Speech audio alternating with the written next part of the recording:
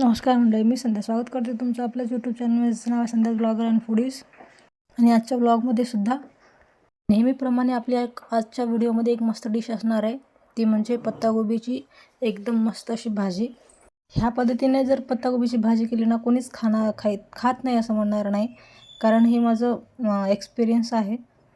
मुली कोणी पत्तागोबी मला आवडत नाही असं म्हणत असतात, पण ह्या पद्धतीने केल्याच्यानंतर ते कळतच नाही की पत्तागोबीची भाजी आहे किंवा पत्तागोबीचं वासच येणार नाही. जे येते उग्र वास येते पहा पत्तागोबीचं, ते बिलकुल येणार नाही. आणि हे एक पत्तागोबी कट करायची ट्रिक आहे म्हणू शकतो आपण. चाकूनं किंवा येळतीनं कट करत बसल्यानं खूप वेळ लागतो, पण ह्या अशा गिलासाच्या एक धारदार गिलास घ्यायचा, त्याच्यानं मस्त पटपट कट करून घ्यायचं. खूप लवकर पत्तागोबी कट होतं आणि आपल्याला एक वेगळ्या पद्धतीने भाजी करून घ्यायची आहे पत्तागोबीची. पाहाच तुम्ही. अगोदर सुरुवातीला कढईमध्ये तेल टाकून घेतलं, त्याच्यात जिरं मोहरी टाकून घेतलं. लगेच कांदा टाकून घ्यायचं. कांदा एकदम टाकल्याच्यानंतर किंवा तेल वगैरे उडेल म्हणून थोडं झाकून घेतलेलं चांगलंच, कारण किचन ओट्यावर गॅसच्या आपल्या शेगडीवर वगैरे तेल उडते बाहेर, त्यासाठी फोडणी मारल्या झाकून घ्यायची.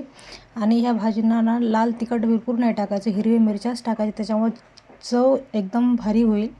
आणि हे चांगलं परतून घ्यायचं आणि जास्त करपूही द्यायचं नाही.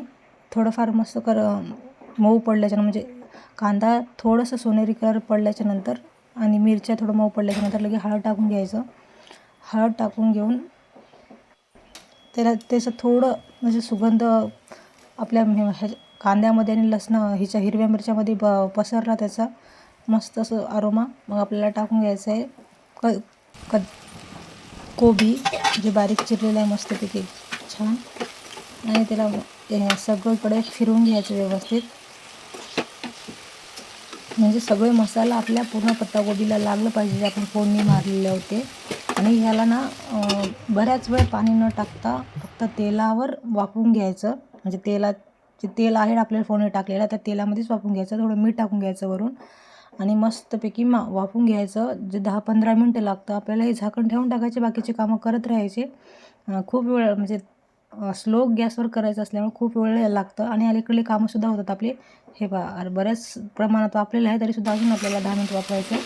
आणि किती म्हणजे अगोदर सुरुवातीला टोपलं भरलेलं होतं ना, म्हणून अर्धं झालेलंच आहे.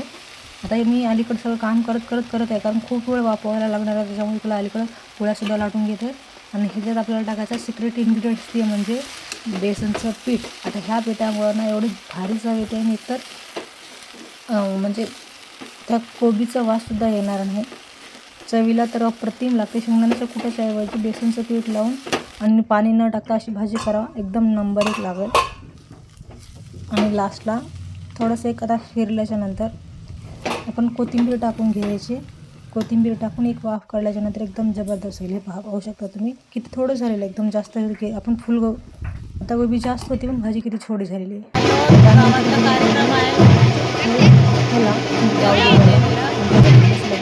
आमच्या गावदेवीचं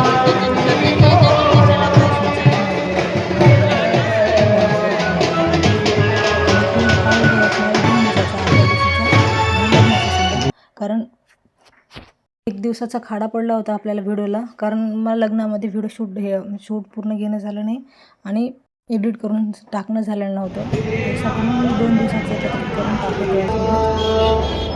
आणि हे व्हिडिओमध्ये मला विशेष काय वाटलं म्हणजे हे जे बँड वाजवत वगैरे घेऊन जातं, त्याऐवजी हे वारकरीचं जे हे सेटअप ठेवलं, त्याच्यामुळे मला खूप आवडलं, त्यासाठी मी शूट घेतलेलं. आणि ही आहे जोडी नवरदेव नवरीची. मी लग्नाला गेलो होतो ते रितेश देशमुखचं ते माऊली सॉन्ग लावलेलं होतं. हे ते कॉपीराईट असल्यामुळे मी नाही ठेवू शकले असते, त्यामुळे ते म्यूट करून टाकलेलं आहे मी. पण छान वाटलं ते गाणं लावून. हे असे वारकऱ्यांचं ह्याच्यामध्ये नवरीला घेऊन गेले घेतलं. आणि डेकोरेशनसुद्धा खूप छान होतं, स्टेजचं काहीतरी युनिक असल्यासारखं. हे पाहू शकता तुम्ही. आणि हे जे इलेक्ट्रॉनिक्स काय म्हणतात ते, हे फुलजोड्या वगैरे लावायची, तर आता हे जास्तच चालू आहे.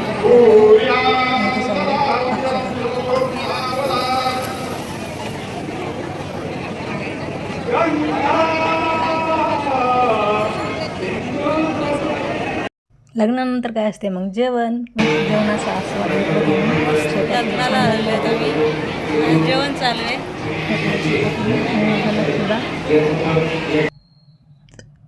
त्यानंतर आलं तर मी घरी, आणि घरीसुद्धा कामं खूप हे असं अडकलेले होते, म्हणजे करायचे होते.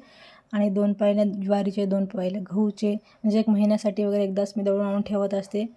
आणि त्यासाठी मी एकदाच पीठसुद्धा दळून ठेवत असते.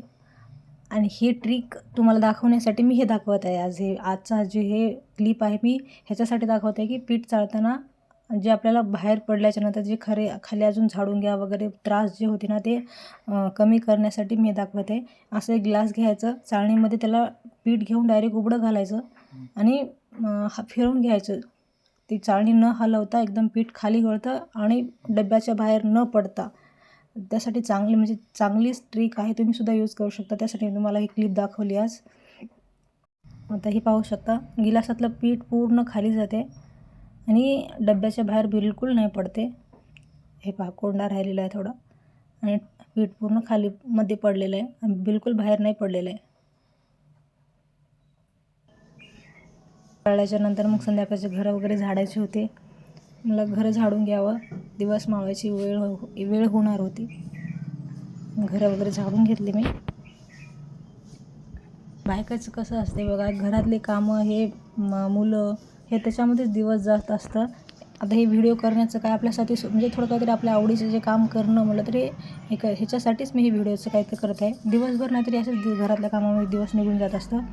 स्वतःसाठी थोडं काहीतरी आपल्या म्हणजे स्वतःला जे आवडते ते काम करण्यासाठी मी थोडं व्हिडिओचं करत आहे. म्हणजे व्हिडिओ हे मला आवडतं करायला, माझी इच्छा आहे त्यासाठी. आणि हे पाहू शकता, आपले झाडं खूप एकाच पाऊस पडला पण किती छान झालेले आहेत. आपले सगळे जे पायऱ्यावरची झाडं आहेत ना ती खूप छान झालेले आहेत. त्यानंतर आमच्या रुबीला ना थोडं काय म्हणा दिवसभरातून टाईम द्यावा अशी इच्छा असते. त्यासाठी रुबीकडे गेले होते. हे पहा, रुबी झोपली होती. मग मी आल्याच्यानंतर तिला वाटते थोडं जवळ घ्यावं, दररोज जवळ यावं. मग तिला थोडं लाड करत होते. थोडं लाड केल्याच्यानंतर छान हे करते ती. मग ते त्याच्यानंतर मी दिवसभराचं तोंडावर सगळं धूळ वगैरे साचलेली होती. मी मला हातपाय तोंड धुतले. केसाला खूप दिवसाची ऑइलिंग नाही केलेली होती. ऑइलिंग केली म्हणजे केसाला तेल वगैरे लावलं. नंतर आपल्याला झाडाला पाणी द्यायचं होतं संध्याकाळच्या वेळेस. म्हणजे पाऊस पडला एक बार, पण नाहीच असं दररोज नाही पडत. पाणी तरी एकदा तरी पाणी द्यावंच लागतं. आणि उन्हाळा पूर्ण आपण या झाडाला सांभाळून आलेले आहोत. वाटला व्हिडिओ मला कमेंट करून नक्की सांगा. आवडल्यास लाईक, शेअर, सबस्क्राईब करून टाका. बाय.